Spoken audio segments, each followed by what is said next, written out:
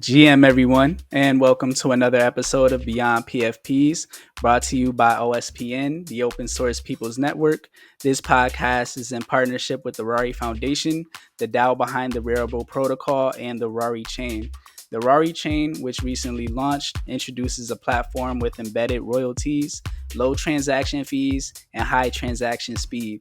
It's designed to support creators and developers in the NFT space, ensuring fair compensation and broadening the potential for NFT applications.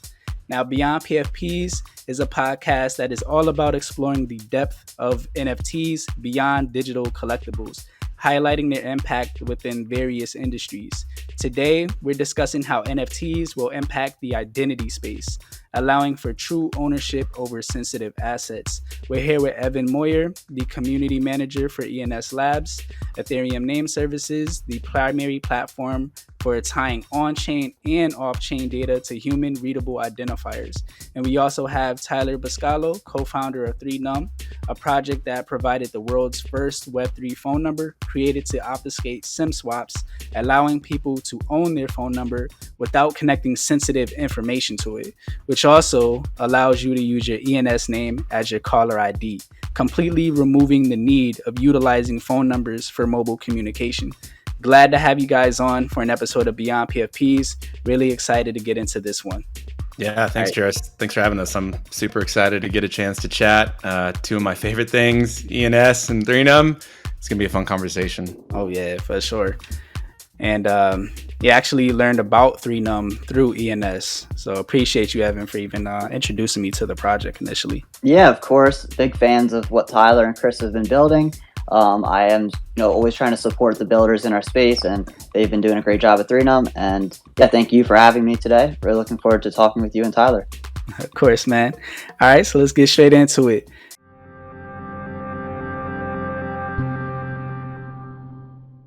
My first question is for you, Evan. So for those that don't know, what other assets can be tied to an ENS other than wallet addresses? And how does ENS redefine the identity space? Yeah, I think that's a great question. So when I think of an asset, I think in the past world, in the financial system, an asset was purely something with financial means. I think in Web3, everything becomes an asset via NFTs. And so whether it's content, whether it's a gaming skin, all these things aren't really an asset, but they become financialized and they get the benefits of being on chain via an NFT.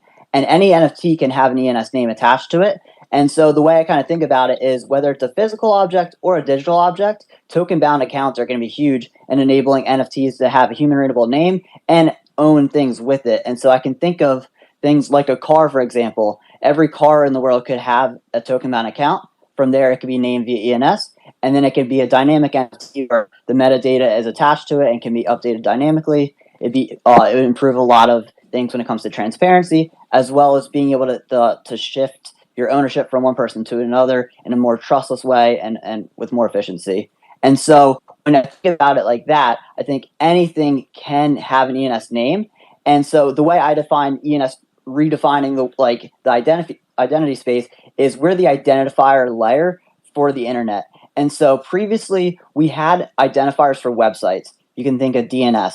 DNS is integrated into basically every major browser, but think about social usernames. Think about gamer tags, metaverse usernames, phone numbers. There are so many different things that we have as identifiers that we don't own. They're not open. And so ENS is making it where you can have open, ownable identifiers across the internet. And so where I think it really redefines the space is once everyone can have an open, ownable name for each identifier, that the transparency where you can take it from one place to another and the portability is huge. Right now, we're kind of locked in a system. So you get an identifier for Facebook. You get it for Instagram. You get it for Fortnite or any game. But you can't take that with you, and it doesn't really work anywhere else. I imagine in a Web3 based world where if I want to just use evanmoyer.eth from gaming to my work identity to my personal identity, I can do that. Of course, I can have multiple identities, but I think the big step change is having identities and identifiers stripped away from the networks and being able to go from place to place. And so that portability, I think, is a huge step.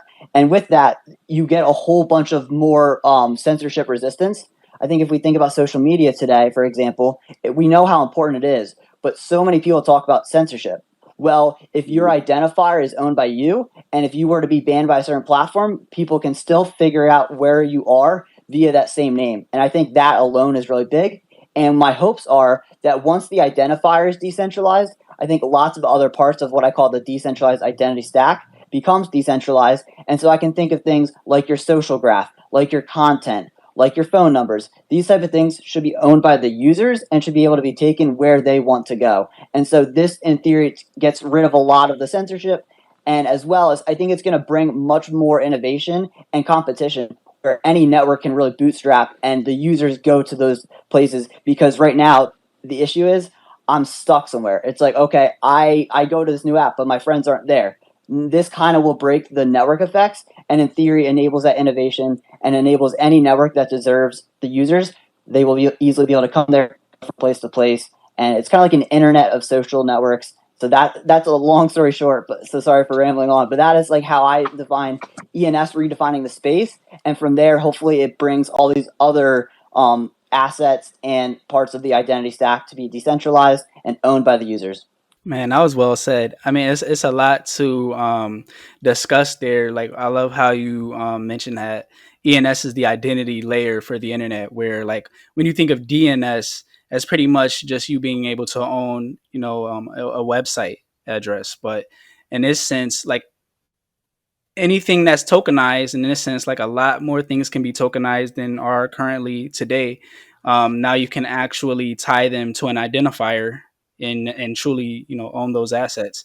And I'm thinking of like, I mean, I like the example that you did with like with proving like the ownership of your car in that example there. But like, what if like if you own something as a group, like let's say you're a co-owner of a property, you can also like tie that to an identifier as well. And then I'm looking at it as like when you have like clarity of ownership, it could remove the need of certain services where you don't necessarily need to like get lawyers involved to prove ownership because it's all proved on chain, and you can always view the ownership through a particular identifier. Yeah, well said. And I think if you look at like things like luxuries, I watch videos about like watches and things like that, and the amount of time and money and effort people spend just saying, okay, is this actually the brand's watch? Versus nowadays, you could just issue it as an NFT. Think of like shoes, watches, cars. Everyone knows who owns it and who created it, and from there, and then it also enables easier transferring. And in theory, when you bring assets on chain, there increases the liquidity, and so in theory, it also provides, in theory, higher prices for the users when they're selling. So it really is kind of like a whole new transformation of how anything can be a part of the financial system and benefit from it. Well, I didn't even think of it like that, where you could verify if something is actually an authentic item or not by being able to tie the history of it from the origin of its creation through a particular identifier. So that would solve a lot of issues with things like buying like fake sneakers or something like that, for an example. It seemed like ENS could be used to improve supply chain, like as you explain that instance of it. Yeah, I think supply chains right now, we use a lot of barcodes, and I think they're called like I forget, it's like QRFD. Well, I forget the exact title, but anyways, everything in the supply chain right now is basically non-human readable, and so I think we're going to get to a stage where both AI agents, computer systems, and users are all going to be able to read the systems the same way. And so I think that's a microcosm for many different industries, like vehicles, where they have VIN numbers. These are non-human readable. So all these different industries can obfuscate away the identifiers that are complicated and actually have sensitive information tied to it, and then get an ENS name as an identifier. And I think Tyler can really touch on this because they're doing a great job of that with 3num. And so I think it's both bringing back more privacy to the users while at the same time more like visibility and easily being able to recognize someone via their ENS name. But I'll throw it over to Tyler and you guys. Yeah, man, it's all about proof of ownership, like when it comes to like advancing this space and whatnot. I love what you guys are doing. So just getting into 3num now, Tyler. May you explain why 3num was created and explain how it utilizes ENS? Yeah, absolutely. I'll give you kind of the quick TLDR backstory. So I started my first journey into the Web3 space. I was the COO at a startup called Life ID, where we were trying to. This is sort of pre-ENS, where we had this concept of utilizing the blockchain and these decentralized identifiers to create a better world to solve all the problems that Evan explained. You've got these rented identifiers on places like Facebook or Google that are not censorship resistant. You can't take them. There's no portability. And so through that journey, we had a couple lessons learned. It was really hard to bootstrap kind of the network effect within just this broad application of it. ENS has done an incredible job of really bringing that forward into kind of a lot of users' hands, which I think I fully agree. ENS is going to become the identity standard of the new internet. But in any event, a couple things that were lessons learned from that was that in the old Web 2 world, or kind of the world that we live in today, there are those three primary identifiers: phone numbers, email addresses, and then you've got the social auth like Facebook and Google and whatnot. And so none of those are owned, none of those are controlled or portable. And there's a lot of problems from that. Unrelated, in 2019, Chris, our founder, he was actually the victim of a SIM swap.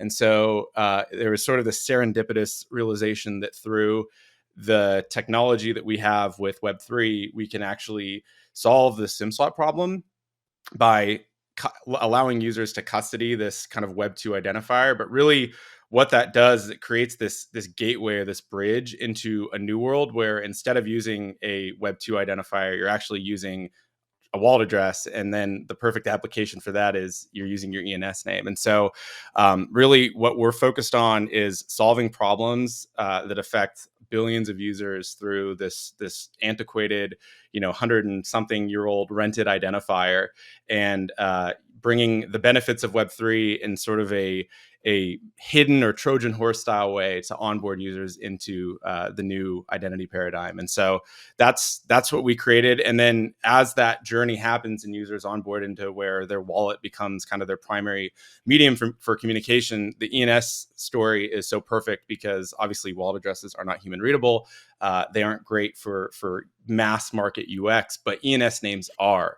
And so I think of ENS names as pretty much the perfect end state for what a identity layer should look like. And I think that's where the world is going. And we hope to be a conduit for that through this mobile network application. So that's what we're doing over at 3num.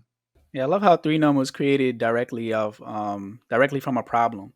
And, such a horrible experience, of a SIM swap, but being able to rebound from that and, create a product that actually solves that issue that so much people are affected by, not just in the Web3 space, but just online in general.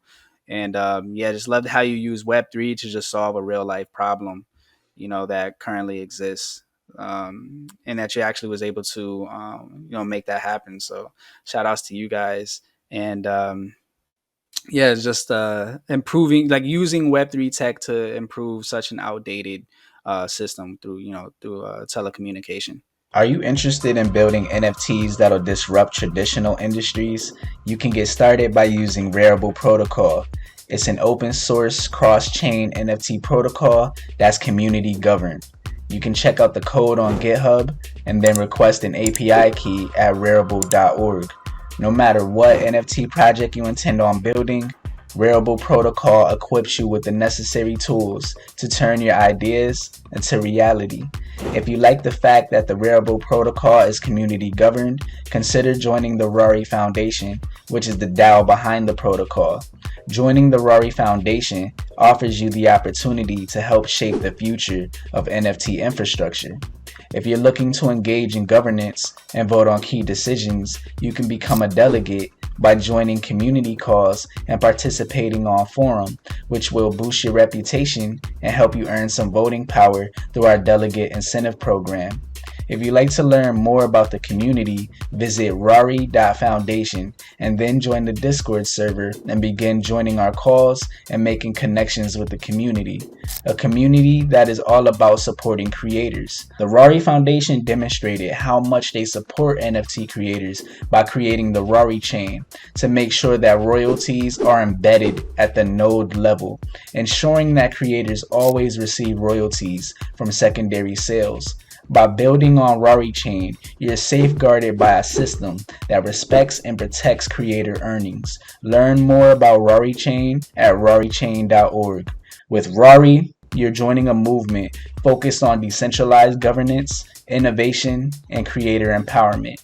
Now, back to the episode. Yeah, I was thinking before our call, the concept of a phone number is older. It's probably like 3 times older than all of our ages put together. Like, it's been around for a really, really long time. SMS is 30 years old. The voice network is even older still. And it's ripe for disruption. And it really sort of centralizes around this identifier problem and opportunity. So, yep. And then now, like, if you generate a phone number through 3num, you actually own it. Like, when I think about all of the things that we have in our possession nowadays, we don't truly own these devices. But Web3 introduces a system where we can actually own these assets. So this is just a great example of how you can actually own your phone number in this instance through an ENS name. And I wanted to ask Evan this question about one of my current favorite use cases of ENS that I was just introduced to recently, is the fact that you can create custom domains through the protocol, like .box, for an example. For those that are unfamiliar with .box, can you shed more insight on it and what a .box can represent? And what other and like how can others get started with creating custom domains through ENS? Yeah, great question. And so I think this is like 2 parts. And so there's going to be like ENS namespaces and DNS namespaces and TLDs. And so they can converge. So I'll lay the foundation with kind of like as Tyler was mentioning with the telecommunication industry, the domain industry is very much kind of old school. And there's a lot of issues not related to the DNS protocol, but not being on chain. And so what .box is actually a DNS TLD. And so for people who aren't aware, DNS is the domain name service. And so it is what's like the most prolific domain service in the internet. And you probably use it on a common day-to-day basis. We're using it right now for us to access Huddle. And so if you think about it, any.com, any.net, these are all domains. Well, .box is one of those 1,000 some TLDs that's a part of DNS. And so ENS actually is forward compatible with DNS. And so we're not trying to displace the past system, but we're actually trying to bring them into us. And so whether it's a TLD in the DNS system and or the hundreds of millions of domains, they can come into ENS and be used as an identifier. And so not just as a website identifier is what people are used to it for, but now you can use it for your username. You can use it for your phone number potentially. You can use it for your bank account number for a while, etc. Things like that. And then so where we get into .box, they're actually the first fully tokenized TLD. And what this means is that from day one, they started issuing the domains on chain. And so this is like a huge upgrade to DNS and how a registrar and a domain TLD can operate. And from there, it's very easy to put your .box name into ENS. And so you can use your .box name that is ownable on chain, so the actual records, while also being able to use it as an ENS name for all the different cases of an identifier. And then so like part 2, the thing is whether you use a DNS second level name like evanmoyer.com or you use a second level .eth name like evanmoyer.eth, you can issue subnames in ENS off of that. And so that's what I call like an ENS namespace, where anyone with a second level name, again, DNS or ENS related, can have their own namespace, have full control over it, and give people subnames to use for whatever the purpose is. It could be a general namespace that anyone can use it for whatever reason, or you can have it for a specific reason. And so a good example of that would be Decentraland. They own the ENS name DCL.eth, and they have, I think, set like between 60 to 70,000 subnames off of DCL.eth. And so in their ecosystem, they have their own names that people can notice them by. They own those names. But then also, if you go outside of the Decentraland ecosystem, people can still message people with their Decentraland username. They can still send payments to it. And so that's where I think it gets really interesting. Whether you own a subname or a second level ENS name, you get the same benefits when it comes to like receiving assets, being able to be recognized. And I think it's just this huge unlock of open versus closed ecosystems. Whether you get a name from an ecosystem, say like Facebook, for example, in the future could issue their own namespace, but I could still message them via potentially Snapchat over the XMTP network. And so that's where this interoperability comes in, where no matter where the name is owned or no matter where you claim the name, you can use it elsewhere. And so I think ENS namespaces are going to be very common. We're starting to see, for example, Uniswap Wallet is another team that just launched ENS namespace off of uni.eth, and they just announced the other day over 250,000 users have an ENS subname. And so it's one of those things where we want everyone to have a human readable name, and subnames can be cheaper and easier to issue, especially if you do it off chain. And so I think step one is get everyone to have a human readable name on chain. And from there, then if someone wants to upgrade and have a second level name where they have the full sovereignty and they can, they're not relying on any second level name, they're not relying on any platform or anyone, well, they can do that. And so we offer many different levels of security and trade-off, and it just depends on the user. Do they want to pay a fee? Do they want full sovereignty? Do they just want a name that works? You can get different levels of trade-offs depending what you want, but end of the day, we want everyone to have human readable name on chain. So ENS namespaces like uni.eth, like Coinbase's, they have their own namespace. These are some of the popular ones, and I hope to see more coming soon. And of course, we got 3num who's launching theirs, and so it just keeps coming. Yeah, man, can't wait to see 3num launch theirs and just to utilize 3num more, especially with physical devices. About to get into that in a second. Something I wanted to touch upon here was just to understand like how Dotbox was able to claim that domain, because there was like they had to like get DNS involved, right? Like before like issuing it on chain, or like hopefully I'm understanding that correctly. But I'm just thinking like, what if somebody else want to create their own custom domain, where they want it to be like let's say Rari Foundation for an example. Let's say .rari.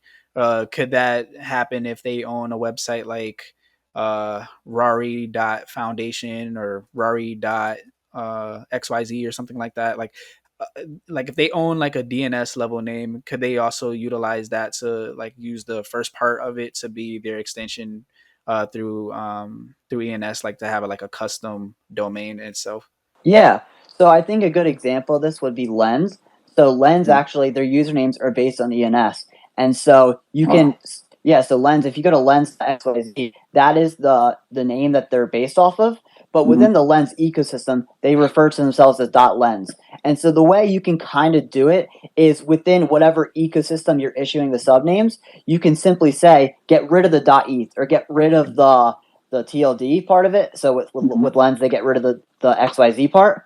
So within the ecosystem, they can just point the resolver to have everyone resolve to .lens. So I could be Evan.lens. And within that entire ecosystem, it can be an ENS name while still only seeing the .lens part. But then it comes with the still open benefits where if I want to be searching someone's Lens username in MetaMask, for example, I can. I'll just add Evan.lens.xyz. And so throughout the entire ecosystem of Web3, anywhere that there is ENS supported, you could search that name, send payments to that name, etc. And so that is how you do it basically, is if you would like to get rid of the TLD, Decentraland does it also. Within Decentraland, it just says your name.dcl, and then you can just simply go outside the ecosystem with your name dcl.eth. And so yeah, anyone can do that. The great thing about ENS is we're permissionless. So anyone, whether you use a DNS domain or you use a .eth, you can simply just get set up. And if you want to wrap your name or not, use your own name wrapper, cool, and just issue subnames.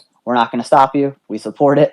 And yeah, that's kind of how it works. And also, if people want to learn more about subnames specifically, go to support.ens.domains. We just refreshed our docs, and they're super easy to browse, super educational. So highly recommend that.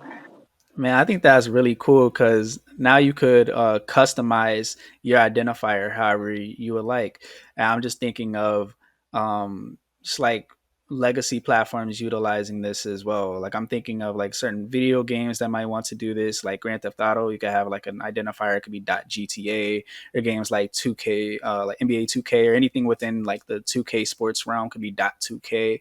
Yeah, now it could just be as customized as they want it to be. I wonder if that could even extend to files. Like I work with databases a lot and use database files, and then like I noticed like with Dotbox is like your personal profile like within Web3, and if you could do something similar, like where you create a something like a database file, but instead of having to use like an SQLite viewer to interact with it, if you could just like create like an interface for that and then like represent files as well. I just wonder like how deep you can go at ENS, but I just really like how customizable it is and just how you're bringing in off chain information on chain as well.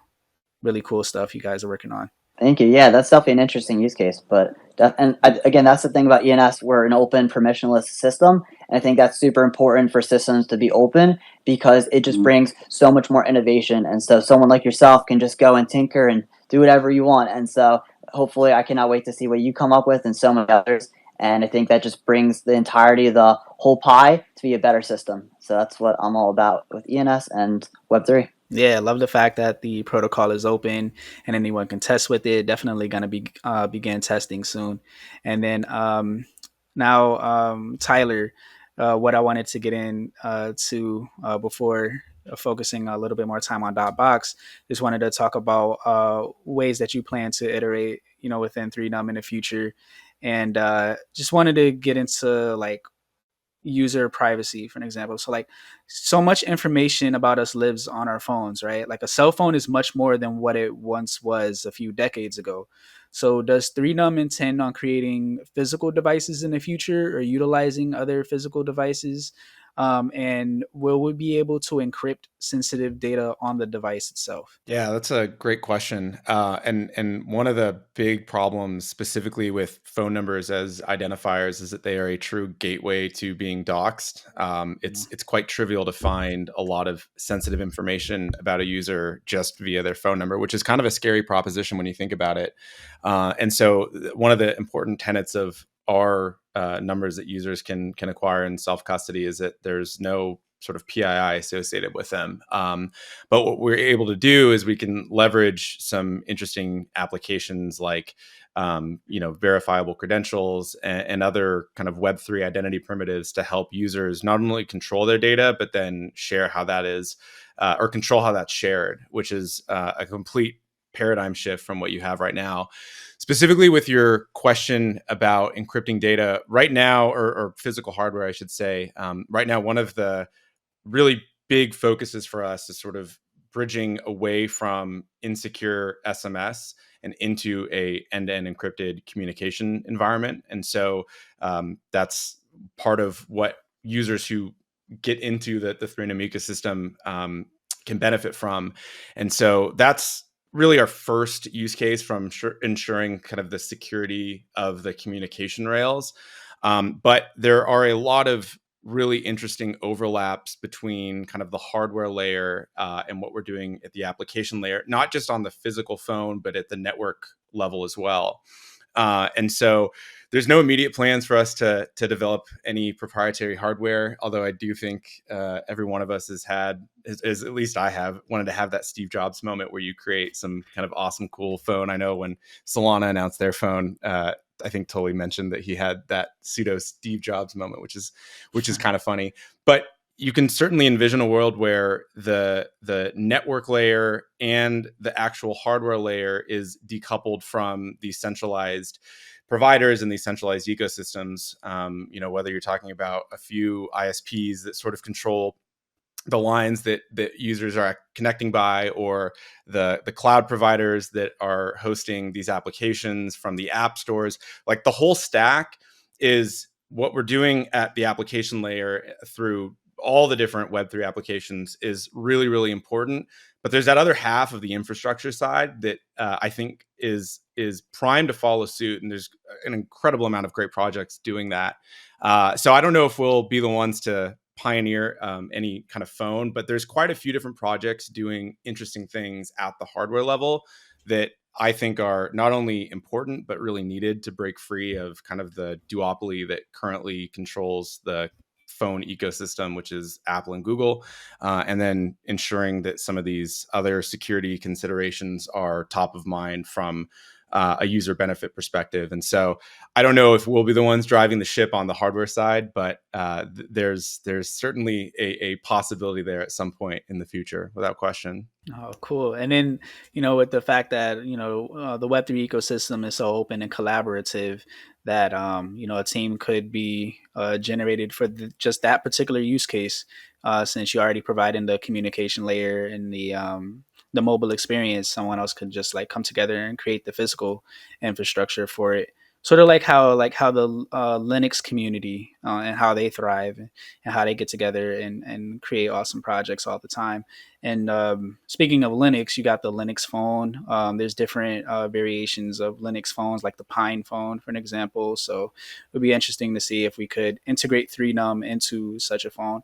And then you were saying how like messages through 3num are end-to-end encrypted, right? And then so like you could correct me if I'm wrong, but like right now, like SMS is not end-to-end encrypted, right? Don't they use that data for like to make sure how to like push ads to you and sell that type of information, right? Isn't that why you might be talking to like you might be talking to one of your friends or family member about something, and then you receive an ad, like a targeted ad, not too long after. So Yeah. So you guys, you solve that problem as well. Not only you solve SIM swaps, but you solve like unsolicited advertising as well. Yeah, when you move the control from the so part of the problem with mobile plans in the current moment is that everything is sort of vertically consolidated from the vendor. You get the number, you get the messaging, you get the data, and the reality is a user should control their identifier. That should be independent from your data provider, and then the communication layer should be your decision, right? The kind of the paradox of the challenge, I should say, that we're in is that you still have this intersection or interfacing with the old world that has to happen. And so that's why we started with something that's Web 2 capable. But the idea is that a user should just have a data plan, a identifier that they control, and then be able to interface or access different sites or different messaging platforms on their own accord. And so our current application uses XMTP for the messaging layer. And so all communication between 3num users is end-to-end encrypted. And then we've got our gateway that can interface back to the legacy world. But SMS in and of itself is not end-to-end encrypted. There is a effort currently going on to encrypt SMS. The problem is, though, is that you still have this vendor lock-in where you're basically beholden to these central telco companies to get everything in a one-size-fits-all solution. And we've really moved past that as a world. That might have made sense a decade ago or even longer. But in the world of a application-first paradigm, it's just you need it for certain use cases. Again, there's a lot of businesses, like if you go to a restaurant, they want to be able to let you know when your order's ready, or if you've got delivery services and whatnot. But at the end of the day, it's a little bit ridiculous that all of that is so centrally bundled, and you don't have really another choice. And so that's part of where we're trying to give a opportunity to break those things up. You shouldn't need to rely on one vendor. It should be your choice, and it should work the way that you want it to. So yeah, there's up and down the stack, there's quite a few problems that we can solve. And then specifically on your spam prevention question, right now you are fully putting your trust in companies like Verizon or T-Mobile to curb the spam problem. One of the things that's really interesting about breaking that out into sort of a IP-based peer-to-peer communication network is that you can not only control that at the application layer and do things that you don't have to wait on Verizon or T-Mobile to build. But when it's Web3 enabled, you've got all the benefits of the social graph and things like token gating that you don't get in a Web2 medium that you can bring to the table. And so for people that are just tired of getting SMS spam, or they're tired of getting phone calls from people they don't know, we can solve that in sort of two ways. One, by breaking it into a IP-based peer-to-peer communication that you can control at the application layer, but you can do all the novelties, if you will, of Web3 to curb that in ways that like Google Voice just wouldn't be able to do. So that's a few of the angles that we're going to be taking to try to convert users, if you will, into using our product instead of their T-Mobile plan. And then once we get enough of them, we'll just hopefully completely devoid from this existing legacy telco world, and you'll have a wallet, you'll have an ENS name, and you'll communicate on the application of your choice. Yeah, man. As we break down 3num, I'm just realizing how many problems there currently are within communication and just exist on your cell phone, like from SIM swaps to receiving spam, unsolicited phone calls, and just like how we can use tools like XMTP and obviously what you guys are building at 3num in order to circumvent those problems. I mean, yeah, it's ridiculous. And then the amount of trust that you have to put into your service provider here could essentially be removed. We're actually, creating trustless systems here where you don't just imagine like, it's not even just like at the technical layer, but just like the most vulnerable system is the human being, right? So like you don't know like who works at Verizon or T-Mobile that could be bought, and like if you're a target to somebody, then and if they have somebody that's not on the up and up working here or willing to share personal information about you, then they can certainly do so. It's so much personal information about you tied to your phone. It's crazy if you really think about it, how much trust we put into these legacy systems, and just glad to see that there's technology out here that can break that. Like that can actually, we can opt out of that and actually, have a communication layer that that's actually created for our best interest, and that we could truly benefit from. 100%. And then just wanted to get a little bit deeper into like how communication works, since you don't even have to, like with ENS, and like I'm just now getting to the point where I'm realizing how many industries can be disrupted with ENS. I'm thinking about email as well, like how you could. I just want to like understand more like how communication actually works between identifiers here. So like you can use an ENS in place of your phone number. So like with the partnership between 3num and ENS, you no longer have to even own a phone number or utilize a phone number to communicate with someone. I just wonder like, how does that actually work? Like how can people communicate between through their ENS identifier?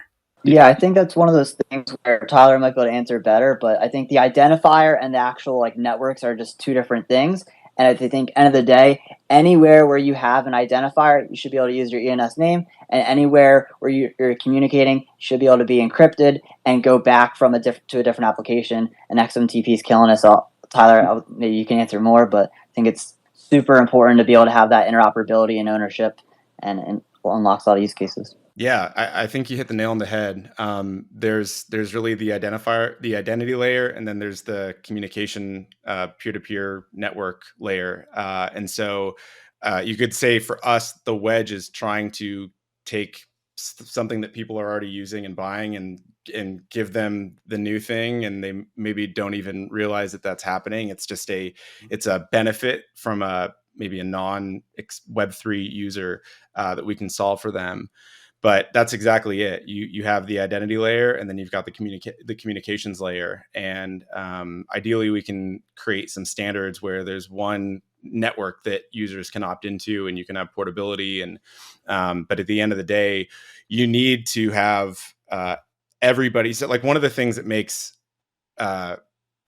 companies like Facebook or Google able to have a lot of the power that they do, and they were able to roll out things like login with Facebook, is that they got all the users, right? And so that really is our driving strategy, is that if there's 5 billion people with a phone number, how do we give them an upgrade without them needing to know and or care about Web3? And so by giving them a username that is just a better, easier way to communicate, that still does what they were already doing beforehand, you give them the new ecosystem. And so our Take Over the World mission is that all of those 5 billion people that had a phone number at one point, we can give them a 3num, and then when that's all said and done, what they'll really have is just an ENS name messaging over a secure communications protocol.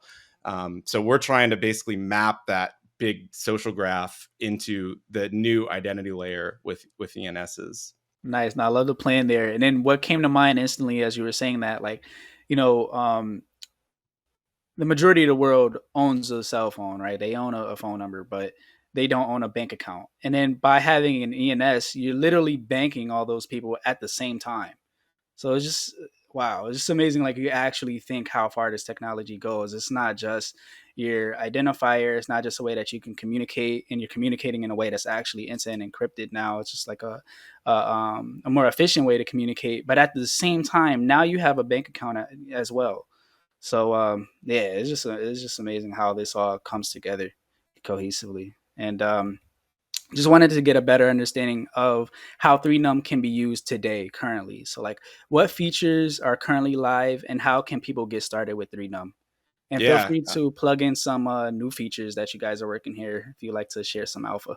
Yeah, sounds good. So we have an alpha version of our new mobile app that is targeted at consumers. We're really starting with the Web3 audience, and then we're going to go and target this at your typical Web 2 person that's just tired of all the SMS spam. It's called Speak Easy, spelled with a 3. So it's kind of a double entendre of easy communications, but like a speakeasy, for those that don't know, is this like hidden bar thing that was during Prohibition. So it's kind of a play on the secret side of it. But a user can mint a 3num shield, which is our Web3 mobile number, and then they can start using it with our Speakeasy Alpha. If there's a wait list for people, but I can attach that and send it out. And then it's easy as using a phone app like maybe Google Voice, for example. So right now we've got messaging capabilities, so you can message Web3 wallets. Again, I mentioned we use XMTP, so you can message any in-network XMTP address. And then you can also use it for your typical kind of SMS communications when you have to. And then we are rolling out some features. So today we actually added where you can set your ENS name directly in the app when you're onboarding. Previously, we had a web app that you had to do that with, which we'll be announcing shortly.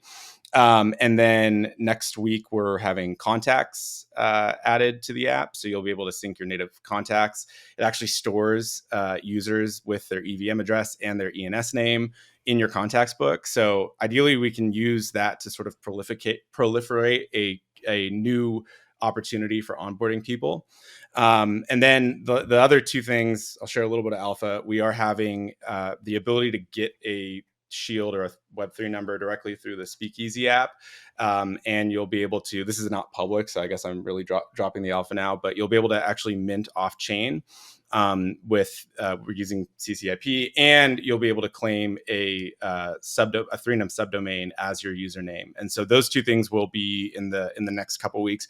That's kind of our alpha V1 for messaging. And then we will do the voice alpha. So we're a small team. We want to make sure that we can ship products that work properly with different features. So we're doing this kind of incrementally. The best part about the two-way voice is the ENS outbound caller ID, so that when you call a legacy number, your ENS name shows up, which is freaking awesome, I think. And it's been one of those features that I know a lot of people have been anxiously waiting for. And so we're trying to make sure that we can get the kind of the messaging side working. But that's going to be there. We'll be adding video. This is not really public as well, but I'll talk a little bit about it. We've been chatting with, ironically, the Huddle 01 team of being able to add encrypted two-way video, or actually multi-channel video for users. And so, that's what's coming.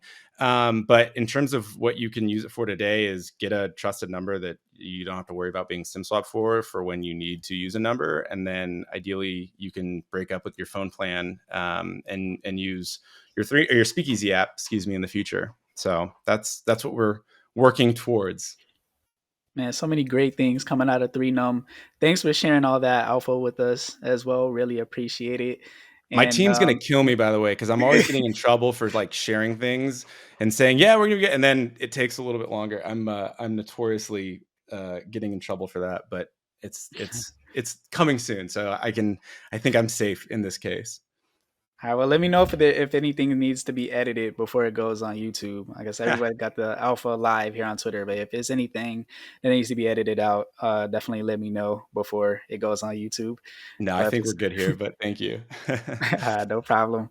But yeah, and then if people want to get started with 3num right now, how can they get started? So we do have an existing web app that we will be replacing with our new Speakeasy application that will have a desktop or web version if that's what you'd like to use it for. We do have a link somewhere on our Twitter to join kind of the wait list if you want to be an alpha tester for some of these features.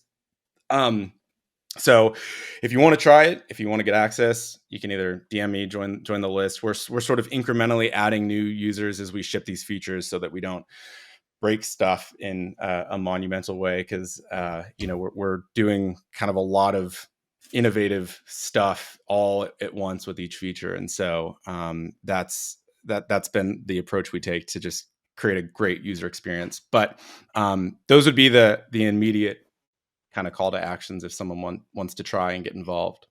Got you. And I signed up for the wait list. Let me know when I can actually start messaging people so I can see my ENS come up. I'm gonna test that between my 3num phone number and my phone numbers to test it out. So yeah, let me know when that's ready. And like people, can they also sign up to get alerts when these features come up? Is there like something like a newsletter or something to subscribe to? Yeah. So we've been, for all the people who are alpha testers, we have part of our Discord chat. We are sending out emails for those who are on the list to get notified about joining. And so if you do join the wait list, that's where you'll get kind of notifications and updates and whatnot. And then in a future state, we'll be able to send these notifications out directly over the app. It's one of the great things that you can do with these communication rails is that you can send kind of notifications about stuff that you're doing. So those are the ways that we're currently communicating, and then Twitter, and we're trying to be more active on Farcaster. So if you are on Farcaster, feel free to give us a follow over there too. Okay, and to find you on Farcaster, is it 3numDAO? Is that the correct? I think it's 3num.eth. Yeah, 3num.eth is the handle over there. All right, 3num.eth, guys. If you have a Farcaster, check out 3numDAO on Farcaster, and on Twitter as well to be alerted, and definitely in the Discord server. They'll probably get the updates first on Discord. Is that correct? Yeah, we do. We try. I got in a little bit of trouble a couple weeks ago for doing a thing on Twitter first. I get like anxiety every time I open my Discord because there's so many servers and like so many notifications going on. So I'm in there. I'm active. I like to be. I love participating with our community, but I don't love Discord in and of itself. So that is a little bit of a balancing act, but yes, Discord comes first. Yeah, and I understand you. It seems like that's like the de facto, like within the Web3 space, to like share updates about your project. But yeah, Discord could definitely be overwhelming. So I definitely share your sentiment there. And then for this last section here for our questions, wanted to touch on future applications. I know we're near the top of the hour and do want to respect people's time, but we'll just touch upon these questions, and you can answer them in a short and sweet manner if you like to. But something that I wanted to discuss was like how you can tie, like with ENS for an example, how you can tie off-chain data to your ENS. But like, what if you're tying something that's private, like healthcare data, for an example? Is there a way that you can utilize zero knowledge proofs in order to encrypt sensitive information, in which like only someone that has like, let's say like only like certain people are able to actually sign a certain message in order to like decrypt that data, like, someone with a particular key can like decrypt it. Yeah, just want to know like how can you encrypt sensitive data that only certain people has access to, since you can tie so much data to your ENS. Yeah, that's a good question. I think right now it's not at a minimum common. The way I would describe ENS is similar to Ethereum, where we're kind of at whims to the industry in the sense that we're building our things, but we don't build the actual zero knowledge proofs. And so zero knowledge proofs are still in the early stages. But because we're an open protocol, when that becomes common and when that is all solved out, I'm sure that will tie in with ENS very well. And so the way I view it, just like thinking about it out loud, is a healthcare patient might have their own wallet or their token mount account. With that, they'll have an ENS identifier attached to it, and all the metadata, whether it's attached as an ENS record or it's just a part of their wallet, that could be zero knowledge proof. And then only in the healthcare system, the people who are approved to view that content can then see it, and then they'll be able to sign the message. And so, again, it's kind of one of those things where ENS is building the identifier system, and so we're kind of just, again, just waiting on the industry to build out and really scale zero knowledge proofs, and as well as like the application of that. But as that becomes common, I'm sure ENS will come into play with that, and I'm really looking forward to it. I think healthcare system is a huge area. I think the financial system. I think there's a lot of these systems that, despite the internet coming online, hasn't really improved because of like the lack of privacy and how the data is stored. And so once the data is on chain, in theory, we can make it on chain in a zero knowledge way. And so that plus wallets plus ENS identifiers, we should get to a much more secure system, a system where only the people who should view that data can view that data, but the people who can should be able to easily find it via ENS. And so it's something I'm really looking forward to. And yeah, it's just over time, I think that will start to become a thing.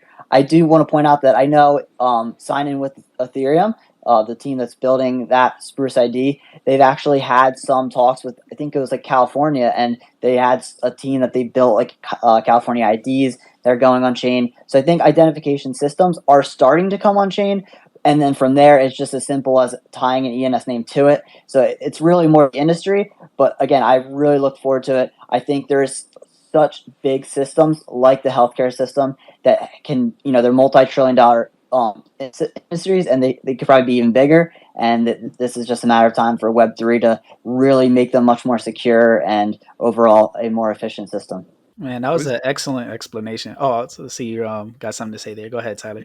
No, I was just going to tack on to Evan's point that one of the really incredible things about ENS in particular, in terms of sort of the way it's architected, is that not only does it create this sort of neutral identity layer that can be leveraged, but it's architected in a way that does unlock all these other use cases. You said earlier that everybody who has an ENS name is basically part of a new financial system. And so because of the way it works, you can begin to leverage the infrastructure to do these new applications that benefit end users in a way that was not possible before. And so while ENS continues to grow in its success by giving everybody in the world a human readable kind of Web3 username, all those other applications that can be built as a function of how that works is just, it's unprecedented. And I think it's really amazing that because we have this global identity layer that's being built, you can start doing novel application development that wasn't possible before. Yeah, most definitely, especially around user privacy here, like when you're tying such sensitive information. But yeah, that was an excellent explanation, Evan, on like how that can actually be accomplished. And so yeah, the whoever's like actually, and then with this whole like ecosystem being open and collaborative, code is open source. You can view how to actually create zero knowledge proofs. Anyone who knows, even listening today, that's a developer or who are watching this episode on YouTube in the near future can actually begin working on this type of tech. Nothing is stopping anyone here from building this type of stuff.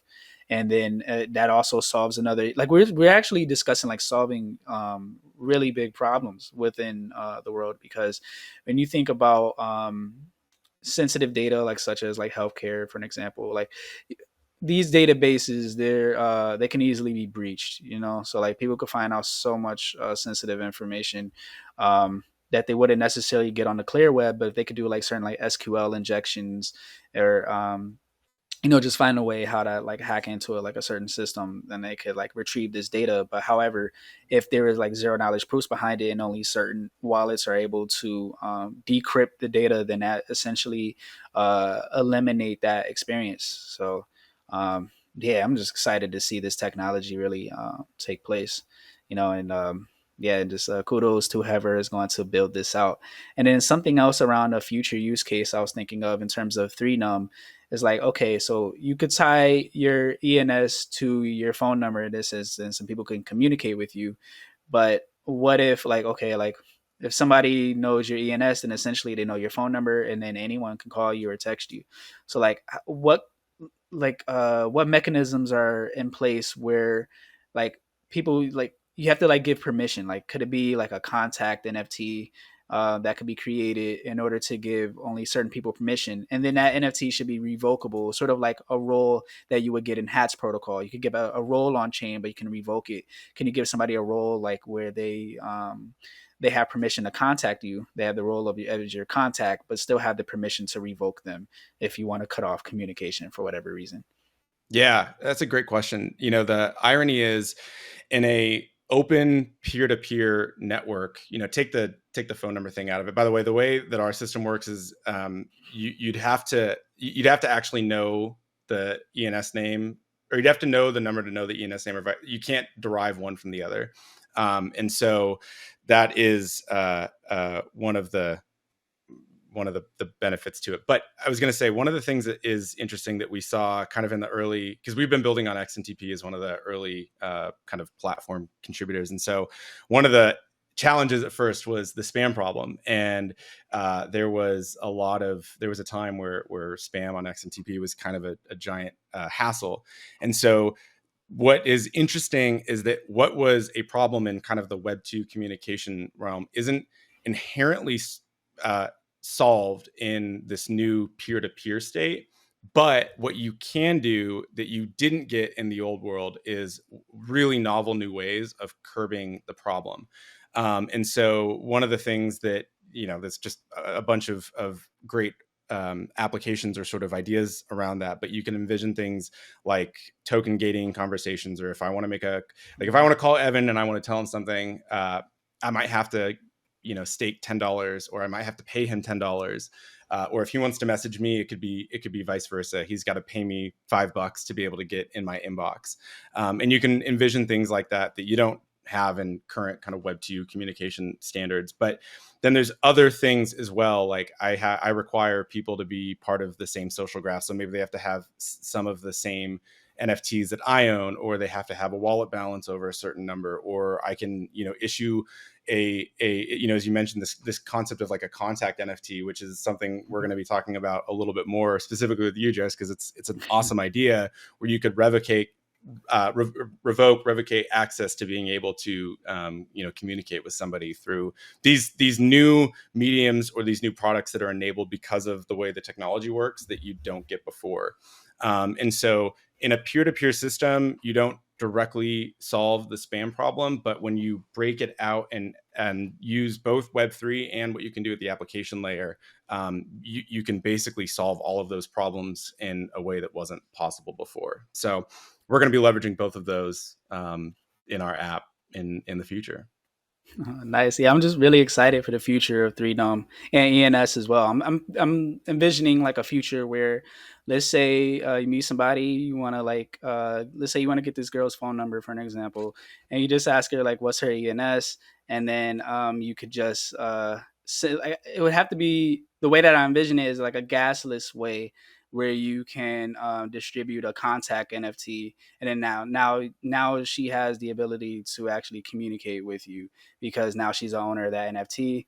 And if she does anything like in the future, have some type of falling out or whatever, at least you have the ability to revoke it. So I'm just thinking like a future where all you have to do is know somebody's identifier, send them an NFT in a way that's gasless, and then that's the communication right there, as opposed to just like storing their contact in your phone and putting their phone number. Because essentially, once somebody does that, like you don't know what that person is or what they're into. Like once they have your phone number, it's like game over at that point. Like if they're that type of person that's gonna like do something um malicious with it. But at least now all they have is your identifier, Right. and now they could just use it to communicate with you, as opposed to like googling your phone number and finding out exactly where you live, for an example. Like think about like in the world that we live today, like for an example, if you have like voter records, if you went out and voted and you put in your they have all that information on you, your name, location, phone number. You put in somebody's phone number or their name, their voter records come up, all that information just shows up on them. So like Yeah. yeah, so this just obfuscates all that type of privacy issues. And now like a phone number is used purely, well in this case your ENS is used in a way where you can just straight up communicate with someone and not have all this other information be unveiled about you. Yeah. And I think, in the future, you'll see a paradigm where users have, maybe a public ENS name that they share on their social media, and maybe one that's they use within certain friend groups. I think those kinds of user behaviors will probably parallel some of the legacy world. But what's totally different is that you can build really unique ways of solving the problems that weren't really solvable in the Web 2 way. I mean, there's like a lot of the censorship and sort of authoritarianism that can kind of do it, but it isn't anywhere as robust as what we can build with a decentralized social graph. So I'm really excited about the world where I don't have to go to a conference and give someone my Telegram handle. I can give like an ENS name and then use the app that I want on my terms. And if they don't jive with me anymore, I can revoke the ability to converse with them. I think that's going to be a great future. Put it back in the hands of the users, give them control. Yeah, man, 100%. Well, I really appreciate what you guys are building and the fact that you are contributing to these projects. So just big shout outs to each one of you. And we're just solving real life issues with this technology here. I love it. Now, any closing words from you? Just want to be respectful of everyone's time. We're about 10 minutes over. Anything you want to share? Any like use cases you would like to see in the future, or just any like final messages from you guys? So I want to jump on first real quick on what Tyler was saying. And so he brought up a great point of when you go to these conferences. So I was just at Denver last week, and people do go around with hey, here's my Telegram with a QR code. And I love how Tyler mentioned, in the future, you can use your ENS name and something like XMTP. And so speaking on that, I think it's really cool to talk about ENS cards. And so this is something that we've been rolling out. And so at Denver, we did it. If you want to go to the ENS page, we talked about it a lot. But basically, if you had an ENS name and or profile, we would print out an ENS card, which had an NFC chip to it. And so someone could tap your card, they could get a POAP from you, as well as it had a landing page, and they could get your contact via XMTP. And so it doesn't matter if you want to use Coinbase Wallet or if you want to go through Lens Protocol. It's another place where you can DM via XMTP. If you want to go through 3num, there's so many different places. Like Tyler mentioned, no matter no matter the application you want to message from, people are already starting to be able to message people from when meeting in conferences. And so it's kind of cool to just see all this starting to play out. It's definitely early. Web3 as a whole, in the mainstream sense of it, is definitely early. But I think like the social and the communication layer of Web3 is really starting to take off this past year. And I'm just super excited to see what 3num's doing, and all the things that is built on top of ENS, Ethereum, Web3 as a whole. Really looking forward to it. And thank you again, Jaris, for having me today. And Tyler, was so great hearing everything that's going on in your ecosystem. Yeah, thank you as well. And by the way, an extra thanks, Chris, who's the founder of 3num. You hooked him up with one of those cards, and he's like, "Evan is the man. We got to give him a a big thanks for that. So I'm extending that on behalf of him, which ironically, Jaris and I were talking about before the call. He's like, what's the deal with these ENS cards? I was like, I didn't get one. I wasn't there, but I hear they're awesome and I need to get one in the future. Yeah, man, I'm so glad you brought that up because we was talking about that when we first joined Huddle 01 for mic checks. And we mentioned that we was gonna talk about it later in the episode, but I didn't have that question prepared. So I'm glad you just brought it up and just gave more information on like how to what comes with an ENS card. So thank you very much for sharing that info with us. And like, is the only way to obtain an ENS card is like from attending conferences, or like, is there a way I can purchase one? Like how can we get started using an ENS card? Yeah, so unfortunately, currently at least, I mean, maybe we'll think about going forward. It would be cool to have it in a merch site or something, but again, right now we just have it at certain conferences. But I think it's really cool because if someone has that ENS card, they own that ENS name, because we had a whole process where they had to connect their wallet and sign the message that they own that name. From there, we were able to print it. And so you can know someone who owns a physical card, that is someone who owns their ENS name. You can tap it, get a POAP from them, be able to message them from the application of your choice. It is really kind of like a merging of the physical and the digital world, as well as the Web3 and the Web2 world. So it was really fun doing it. I think a lot of people enjoyed just at least at a minimum experimenting with it. And yeah, it was so great meeting Chris. I made sure to get him both his name as well as 3num.e. So super great meeting him, and hope to meet the two of you at a future conference. And we'll make sure to get you an ENS card. Yeah, I definitely gotta go to the next conference that you guys are at. Would love to have an ENS card as well, and extend the offer to anyone from OSPN. When you attend a conference, definitely check out ENS, check out their booth. They're doing some amazing things for the space, as well as 3num. I appreciate you guys for your time. Thank you so much for joining us, and thank you everyone in the audience as well for joining in on this conversation. And just for all the builders in Web3, big ups to all you guys. Thank you for building a system together that's open, collaborative, and really solving real world issues. Appreciate you all. Thanks, Jaris. Good chat with you, Evan. Likewise. Thank you, Jaris. No problem. Thank you, guys. All right. Thank you, everyone in the audience. About to end the space now. And check it out on YouTube. Short form videos are coming soon. Appreciate you all. And have a great day, everyone.